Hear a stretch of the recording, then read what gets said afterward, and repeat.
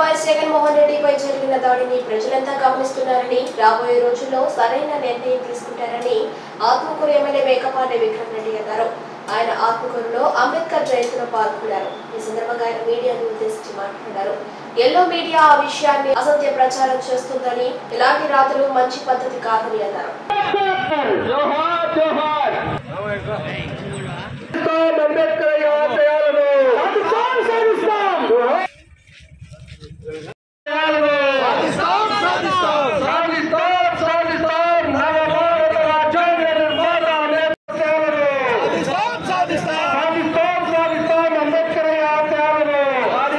కూడా దాని విధంగా ఒక విమర్శ చేసింది.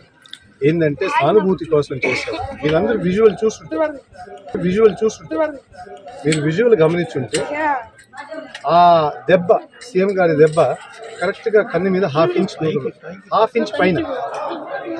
పైన మీరు టీవీ చూస్తే ఆ రాయి ఎక్కడి నుంచి వస్తుంది, బయట నుంచి ఆ హాఫ్ ఇంచ్ కింద తగిలుంటే కన్నుపోయి, ఒక హాఫ్ ఇంచ్ ఇటు తగిలుంటే ప్రాణం పోయి. అట్లాంటి వ్యవస్థ ప్రజలు దీవెన వల్ల నిజంగా దేవుడు చల్లగా పెట్టి దీవెన చేస్తున్నారు కాబట్టి అదృష్టం అనుకోవాలి.